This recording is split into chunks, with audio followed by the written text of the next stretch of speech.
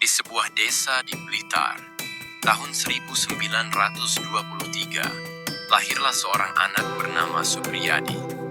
Ia tumbuh seperti anak-anak lain, tapi di balik wajahnya yang teduh, tersimpan rasa ingin tahu yang besar. Ia sering mendengar kisah nenek moyang tentang kejayaan Nusantara, tentang rakyat yang hidup bebas tanpa penindasan. Kisah itu membekas dalam dirinya. Tahun-tahun berlalu, Supriyadi menyaksikan tanah kelahirannya jatuh ke tangan Jepang setelah Belanda menyerah. Awalnya, rakyat sempat menyambut Jepang dengan harapan, karena mereka mengira penjajah baru ini akan lebih baik. Tapi ternyata, kenyataan jauh lebih pahit. Rakyat dipaksa kerja di Romusha. Orang-orang desa digiring dengan cambuk, dipekerjakan di proyek-proyek besar militer Jepang.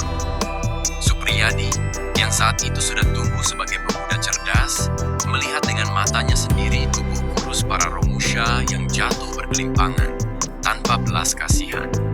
Jeritan mereka, tangis keluarga yang ditinggalkan, dan wajah-wajah putus asa itu menorehkan luka dalam di hatinya. Jepang kemudian membentuk pasukan peta, tentara pribumi yang dilatih untuk membantu Jepang melawan sekutu. Supriyadi bergabung, tapi hatinya tidak pernah sepenuhnya tunduk. Ia belajar disiplin, strategi, dan cara berperang. Namun di balik itu, ia menyimpan tekad. Ilmu ini bukan untuk Jepang, melainkan untuk bangsaku.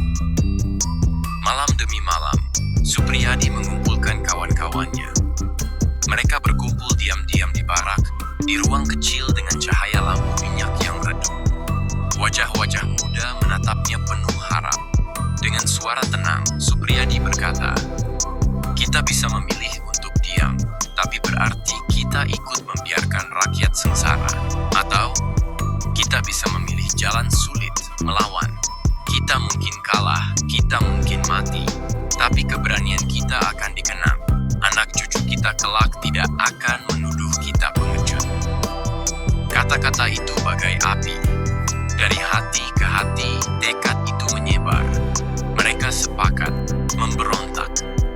Tanggal 14 Februari 1945 ditetapkan sebagai hari perlawanan. Malam itu, suasana di Blitar begitu mencekam. Angin berhembus kencang, bulan tertutup awan. Di barak pasukan, para prajurit muda bersiap.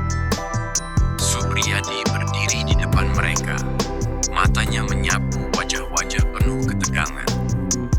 Ia tahu, sebagian besar dari mereka belum pernah benar-benar berperang.